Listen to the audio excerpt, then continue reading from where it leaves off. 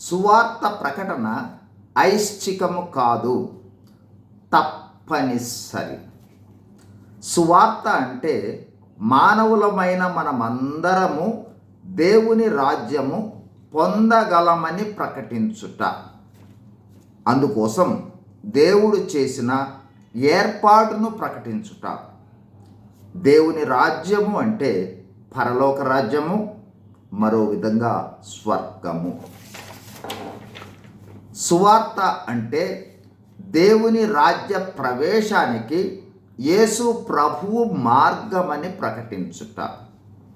యేసు ప్రభువు వారి మరణ, భూస్థాపన, పునరుద్ధానములను పాప పశ్చాత్తాపముతో విశ్వసిస్తే నీతిమంతులుగా తీర్చబడి పరలోక ప్రవేశం పొందుతారని ప్రకటించుట.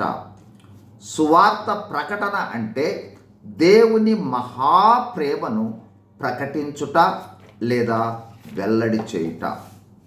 సువార్త ప్రకటన ఐచ్ఛికము కాదు, అంటే మనకు ఇష్టమైతే ప్రకటిద్దాం, లేకపోతే లేదని కాదు.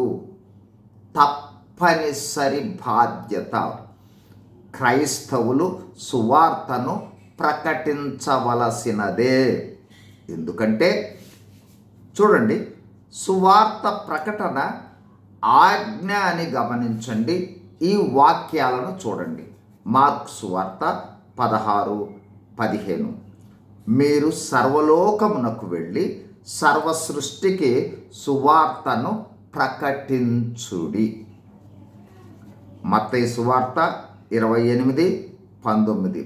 కాబట్టి మీరు వెళ్ళి సమస్త జనులను శిష్యులనుగా చేయుడి. 2 తిమోతి 4:2. వాక్యమును ప్రకటించుము. కీర్తనలు 96:2. అనుదినము ఆయన రక్షణ సువార్తను ప్రకటించుడి. ఈ వాక్యములను మనం గమనిస్తే సువార్త ప్రకటన మనకు ఇష్టమైతే చేద్దాం, లేకపోతే లేదు అనే విషయం కాదు. మనము తప్పనిసరిగా విధిగా విడిచిపెట్టక చేయవలసిన ఆజ్ఞ, విధి, బాధ్యత. మనకు దేవునిపై గల ప్రేమకు తార్కాణము, ఆ దేవుని ప్రేమను అనేకులకు పంచు అనుభవము, మానవాళి పక్షముగా నశించు ఆత్మల పక్షముగా మనము చూపు దేవుని ప్రేమ నిర్వర్తించు బాధ్యత. సువార్తను ప్రకటిద్దాం.